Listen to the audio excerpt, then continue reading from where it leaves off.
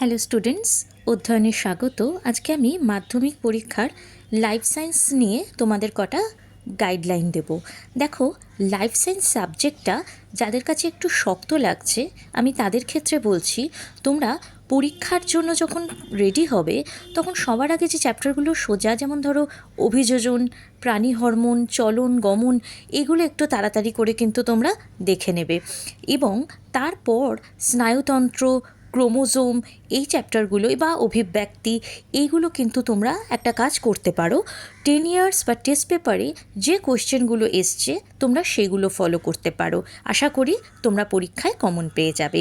এবং লাইফ সায়েন্সের জন্য আরেকটা কথা বলে দিচ্ছি, তোমাদের যেটা কম্পালসারি আঁকা থাকে 5 নম্বরের, সেই আঁকাটার জন্য এবারে কিন্তু তোমাদের প্রতিবর্ত চাপটা ইম্পর্টেন্ট।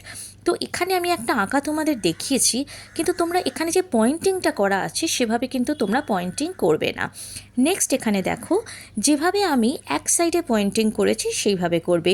পয়েন্টিংয়ের জন্য কিন্তু তোমাদের 2 নম্বর থাকে, আঁকার জন্য 3 নম্বর থাকে। সুতরাং এই 5 নম্বর যাতে তোমরা মোটামুটি ফুল মার্কস পেতে পারো সেটা কিন্তু চেষ্টা করবে। এরকম শুধু ক্লিন অ্যান্ড ক্লিয়ারভাবে আঁকবে, কোনো রকম আর্টিস্টিক এফেক্ট মানে কোনো রকম শেড দেওয়া বা কোনো রকম কিছু করার কিন্তু দরকার নেই। আর একটা কথা হচ্ছে, লাইফ সায়েন্সের শর্ট কোয়েশ্চেনগুলো যাতে ভালো করে অ্যাটেন্ড করতে পারো সেটা দেখবে। এছাড়া তোমাদের যদি লাইফ সায়েন্স সম্পর্কে ফার্দার কিছু জানার থাকে, কোনো গাইডেন্স থাকে, বা যদি তোমরা লাইফ সায়েন্সটা এখনও পড়তে চাও, তাহলে কিন্তু আমাদের সঙ্গে এই নাম্বারে যোগাযোগ করো।